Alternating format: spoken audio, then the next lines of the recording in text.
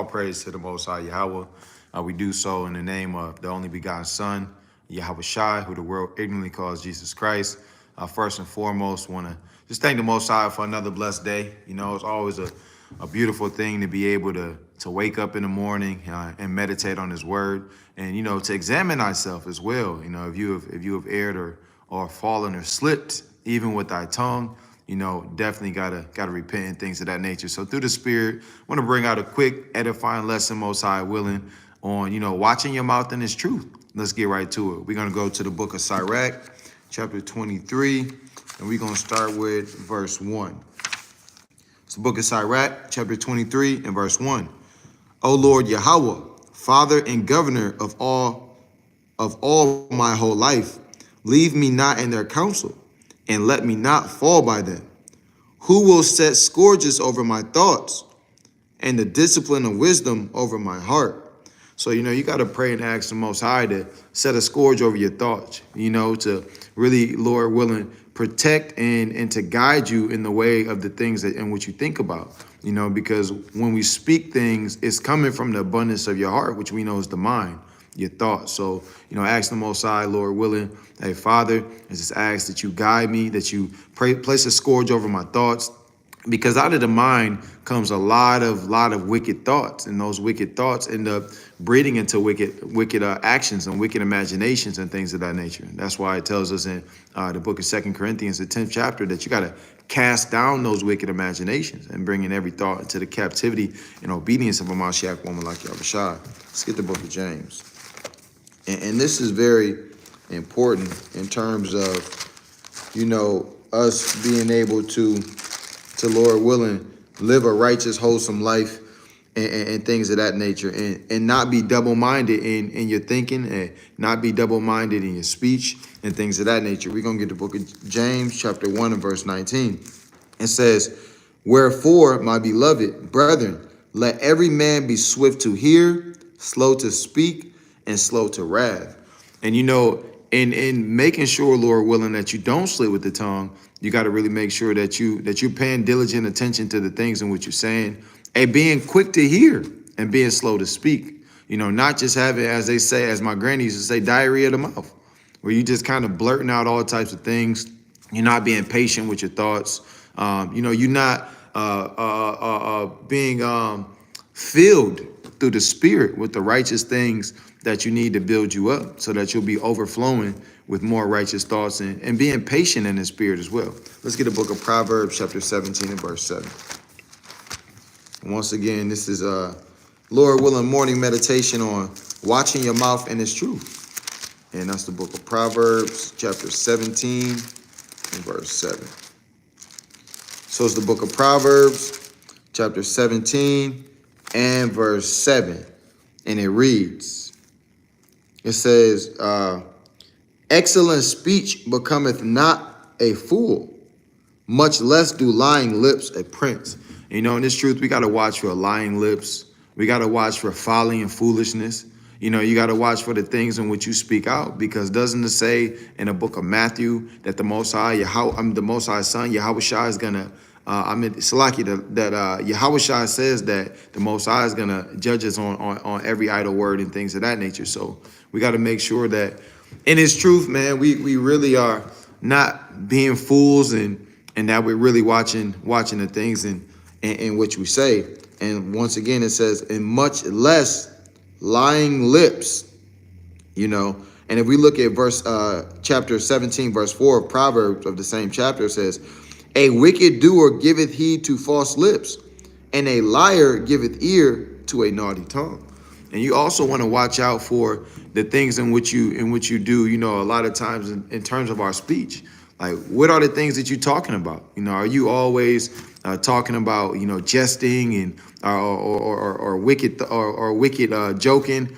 Are you always talking about folly, or are you doing things that are edifying and that are wholesome, that are building up the nation, that are building up your people? So these things we gotta meditate in a way to build up. Let's get the book of Psalms, chapter 1, verse 1. Is meditating on the word, Lord willing, to help guide your thoughts, to help build you up, so you can be overflowing and righteous thoughts and righteous behavior. Salaki, it says, the book of Psalms, chapter 1, verse 1. Blessed is the man that walketh not in the counsel of the ungodly, nor standeth in the way of sinners, nor sitteth in the seat of the scornful. But his delight is in the law of the Lord, and in his law doth he meditate day and night. And another good way of staying in the spirit is meditating on the word. You know, if you're filling yourself with all manners of lust of this world and surfeiting and, you know, concupiscences and things of this nature, then you're not going to be meditating on the word, and you're more subject to slip with the tongue. Let's get the book of Psalms, chapter 52 and verse 1. So the book of Psalms, chapter 52 and verse 1 says, why boastest thou thyself in mischief, O mighty man? The goodness of God endureth continually. The tongue deviseth mischiefs, like a sharp razor, working deceitfully. So, you know, the tongue, a lot of people get overthrown in their judgment by the tongue. You know, you may be overthrown by words that somebody else speaks. You know, it may be vanity, it may be wrath. You know, it's all different types of manners of sins happen because of people are slipping with the tongue. You know, we see people get killed. We see people get damn beat up. We see people get in all type of arguments and quarrels and all different type of things because they can't control their tongue. You know, doesn't it say in the book of James? Let me get this precept right quick. It's James. What am I looking for? Salakia. It's the book of James, chapter 3 and verse 8 is what I'm looking for. Bear with me. But doesn't it say in terms of there are all type of quarrels and strifes, and the tongue being such a little member of your body, but if you think about how small the tongue is, but how much wickedness comes from the tongue. You know, you can bless somebody with the tongue, or you can damn curse somebody with the tongue. Let's get the book of James. So the book of James, chapter 3, and I'm going to start with verse 5. Salaki, this whole, I'm going to start from the top. It says, the book of James, chapter 3, from the top. My brethren, be not many masters, knowing that thou shalt receive the greater condemnation. And knowing as well as being a teacher in this truth, of being, you know, a so-called master, as a teacher in this truth, that you're going to be held to a higher standard of judgment, right? I strongly let it believe that, you know, being in a leadership position, you know, you have to take responsibility of not only yourself, you know, your tabernacle, your congregation, but also the sheep. And the Most High says that, hey, his sheep are precious. So you want to make sure that you're not being deceitful, misleading with the tongue, you know, and things of that nature. But reading on, it says, for in many things we offend all. If a man offend not in word, the same is a perfect man, and able also to bridle the whole body. So what this is going into is that you can offend somebody with your words. You know, it may be intentionally or it may be non-intentionally. And that's why it goes back to being able to meditate and, Lord willing, control your thoughts through the spirit, meditating on the things and building yourself up and filling yourself, your whole vessel with light by Shem Yahushua, right? It says, and also, if that man, now it also tells us in the book of Sirach, right? Who is there that's not slipped with the tongue? So if you're able to control your tongue, you know, it says right here in the precepts, it says the same is a perfect man. And this is what we're doing. We striving for perfection by Shem Yahushua, to be able to speak wholesomely and to not slip with our tongue, right? It says, verse 3, behold, we put bits in the horse's mouth, that they may obey us, and we turn about their whole body. So it's a similitude is showing you how the tongue, you know, even if you think about a horse, an animal, if you kind of on that horse, riding a horse is a big, strong animal. You know, a damn horse can buck you off, you break your neck, a horse can kind of trample you over, you know, but you got to think a whole horse's body is controlled by the tongue. You know, they put the bit in the horse's mouth and the bridle, so when you kind of pull the reins, you know, it kind of pushes down on the tongue and things of that nature. So it's a similitude of showing you how something as little of the tongue or speech in the consideration of man can control your whole body. You know, it can lead you to destruction. Hey, some people blaspheme the Holy Spirit, which is unforgivable, with their tongue. You know what I mean? So out of the abundance of the tongue comes a lot of evil and things of that nature. Reading on, it says, behold, also the ship, which though they be so great, and are driven of fierce winds, yet are they turned about with a very small helm, whithersoever the governor listeth. So if you think about a ship, think about a damn Carnival cruise ship. You got a 1,000-foot ship. Ships, the Titanic even. You know what I mean? These big vessels that are moving. You got strong wind blowing. You got the waves, damn, going up and down. Beating on the ship, trying to push it to and fro, and yet you got this little rudder in the back that's damn controlling the whole ship. More similitudes are seeing how the tongue, right? In verse 5, it says, even so the tongue is a little member, and boasteth great things. Behold, how great a matter of little fire kindleth. The tongue can kindle strifes. You got this little tongue. The tongue is not like your damn bicep. It's not as big as your legs that kind of hold up your whole body. That can run real fast. Hey, the tongue is not your brain, right? The tongue is not as big as your head. All of these things is just a little member of your body, but let so much wickedness and so many fires and stripes can be kindled just by words. Hey, by your words, you could be justified, and by your words, you could be condemned as well. So just trying to stay in the spirit, Lord, willing to control our speech. And once again, by edifying and building up. Let's go to the book of Psalms. Actually, I want to finish this up. In verse 6, it says, and the tongue is a fire, a world of iniquity. It says the tongue is a fire in a world of iniquity. And we know iniquity goes into sin, right? Transgression of the law. It says, and boasteth great things. Salakia. Verse 6, and the tongue is a fire, a world of iniquity. So is the tongue among all our tongue among our members, that it defileth the whole body, and setteth on fire the course of nature, and it is set on fire of hell. So when you think about that, about the tongue and all the wickedness and destructions that can proceed forth from the tongue. Now, we know through the spirit you can bless with the tongue. You can cry out, Abba Yahweh Yahweh Shabbat Shemayim. You can pray with the tongue, right? So the tongue can be used for edification and righteousness, but you want to watch your mouth and its truth, right? Let's get the book of Psalms 139, and we're going to go verse 4. Once again, through the spirit, this is Lord willing, be edifying on, watching your mouth and its truth, and being able to, Lord willing, through the spirit, control your tongue, man. I know last night I even slipped a couple times with my tongue, and that goes into oftentimes as well into pride. The mind is deceitfully wicked, and who can know it, right? And when you get and you may get into certain stripes or contentions because your damn tongue, and that's a spirit of pride. A haughty spirit may lead to you basically lashing out with the tongue. Let's get Psalms 139 and verse 4. It says the book of Psalms, chapter 139, and I'm going to start with verse 3, right? It says, thou compasseth my path and my... Well, I'm going to start from the top, Salakia. The book of Psalms, chapter 139 from the top. O Yahweh, thou hast searched me and known me. Now, there's nothing that you can hide from the Most High. The Most High knows your thoughts, right? Your secret thoughts, your most private thoughts, right? He knows what manner of intentions that you have, right? He knows what you're speaking, what you're not speaking. He knows all of these type of things. The Most High searches the hearts of man, and we know that is the mind through the spirit. It says, Salakia, thou knowest my down sittings and my uprisings. Thou understandest my thought afar off. Hey, the Most High knows what you're going to think, right? Not only what you're thinking now, but the Most High knows what you're going to think in the future, right? It says, thou compassest my path and my lying down, and art acquainted with all my ways. Here's the point.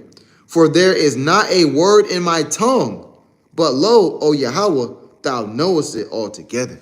So we have to understand that the Most High, he knows all of our thoughts, and he knows, when you're speaking blasphemy, and he knows when you backbiting. Hey, don't from the tongue come all type of gossiping. You may see people that damn fall apart because of the tongue. You may gossip against somebody, and you may gainsaying comes from the tongue. all manner of wickedness. So you gotta watch your tongue in the truth, and it's truth. Let's get the book of got a couple more precepts through the Spirit. Let's get the book of Proverbs, chapter 15 and verse 4.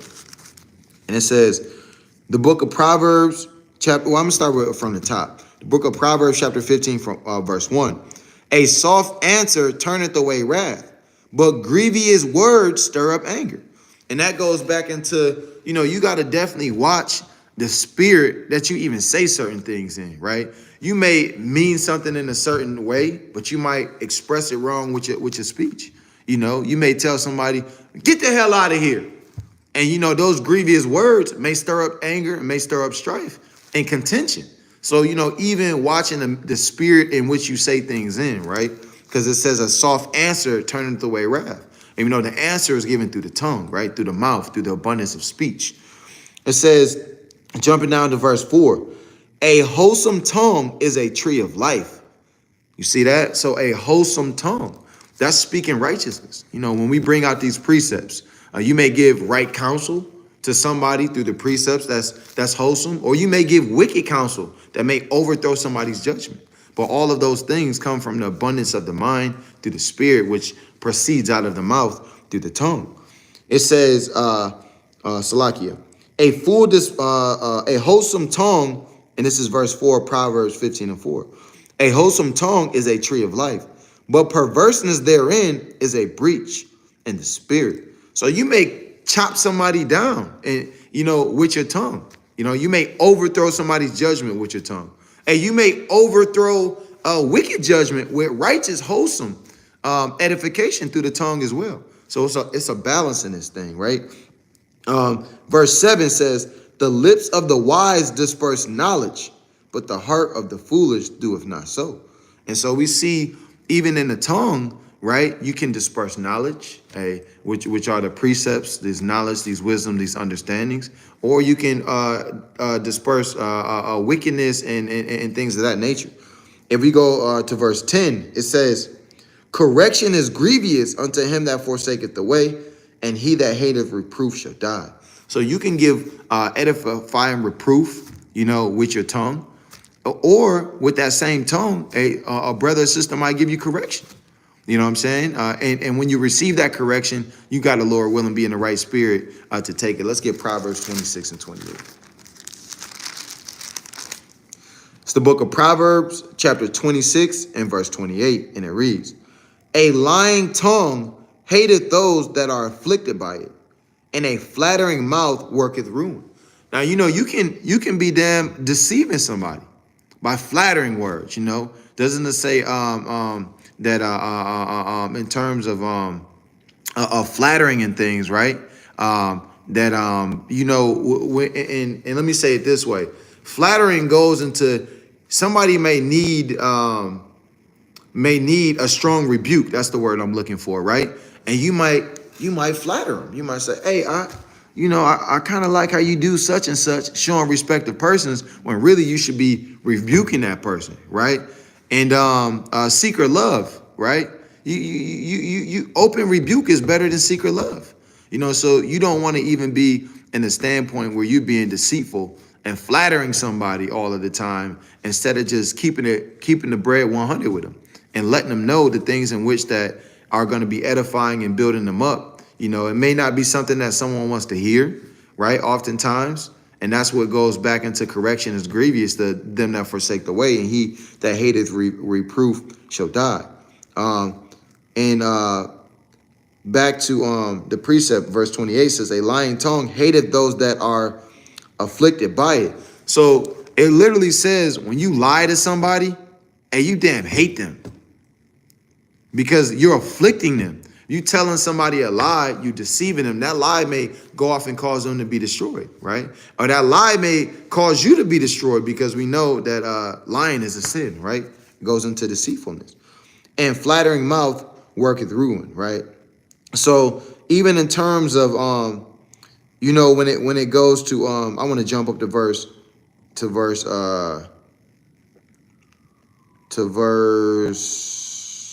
Salakia, bear with me. To verse 20. So the book of Sirach, chapter 26, verse 20, it says, Where no wood is, there the fire goeth out. So where there is no talebearer, the strife ceases. So also in terms of, watching your tongue, you want to make sure that you're not lying, you're not damn deceiving, and you're not being too flattering, flattering people and deception. You want to make sure that you're not being a talebearer either, which goes into lying, and things of that nature, right? It says, as coals are to burning, as coals are to burning coals, and wood to fire, so is a contentious man to kindle strife. And like we got into earlier, a lot of these contentions and things happen because of the tongue. You may have somebody who feels offended because you might have said certain manners of words of them. You might have talked behind them, behind their back.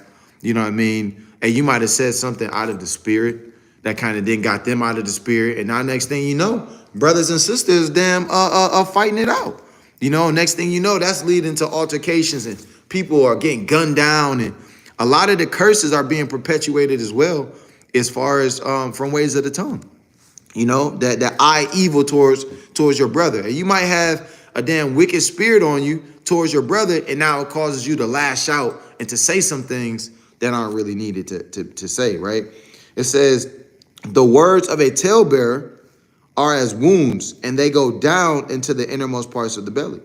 Burning lips and a wicked heart are like a potsherd covered with silver drawers. He that hateth Salakia, and that's all on that. Just getting into, being a talebearer and things of that nature, right? Let's go to Psalms 120 and 2. And this is a prayer that we should be praying, Lord willing, as well, in terms of to have the Most High, protect us from our own speech and things. It says, the book of Psalms, chapter 120. In my distress, I cried unto the Lord, and he heard me. Now we know with the tongue as well, you can cry out to the Most High, call on the Most High with the tongue and ask for deliverance, ask for repentance and things of that nature. Deliver my soul, O Lord, from lying lips and from a deceitful tongue. So that's something that we should pray to the Most High for always. Crying out, say, hey, Lord, place a scourge over my thoughts. Deliver me from, vain words, from lying words, from deception, from a deceitful tongue. What shall be given unto thee, or what shall be done unto thee, thou false tongue? The false tongue, the false speech is going to bring judgment. It says, sharp arrows of the mighty with coals of juniper, right? So just going in terms of, the judgment that will happen from a speaking with the wicked tongue and wickedness and things of that nature. Let's get Matthew 12 and 35. Let's see what Yahushua says about, the tongue. And then we'll go ahead, Lord willing, and wrap it up. It's the book of Matthew 12 and verse 35. It says, all right. The book of Matthew, chapter 12 and verse, I'm going to start with verse 34, Salaki. It says, O generation of vipers, how can ye, being evil, speak good things? For out of the abundance of the heart, the mouth speaketh. And that's why it's so important to meditate on these precepts and build up, what's in your mind. Because the more wickedness that you take in, you may be watching, feeding your spirit with certain type of damn smut, TV shows, different type of music that you listen to that might not be edifying. And these things are going to, filter through your spirit. So therefore, when you go to speak things, you got to watch what's already in your mind, right? Because it doesn't say, for out of the abundance of the heart, which we know is the mind, the mouth speaketh. A good man out of the good treasure of the heart bringeth forth good things. And an evil man out of the evil treasure bringeth forth evil things. This is the point. Verse 36. But I say unto you that every idle word that man shall speak, they shall give account therefore in the day of judgment. For by thy word thou shalt be justified, and by thy words thou shalt be condemned. So with that, you definitely want to watch what you're saying. You want to watch, Lord willing, what you're taking into your mind, into your vessel, and through your spirit. Because out of the abundance of the heart, comes all types of things, right? Wickedness, blessings, curses, slanderings, backbitings, murders, you know what I mean, envy, lust, jealousy, all these type of things, and they're perpetuated as well through the tongue, right? So with that, Lord willing, brother Nakamaya, O.F.I, all praises to the Most High, Yahweh Bashem Yahweh Shai. Lord willing, this was edifying. I'm, Lord willing, through the Spirit, going to try to start doing, morning meditations, get into the precepts in the morning, and things of that nature, and just try to share this truth more, Bashem Yahweh Shai. Kwam Yashala.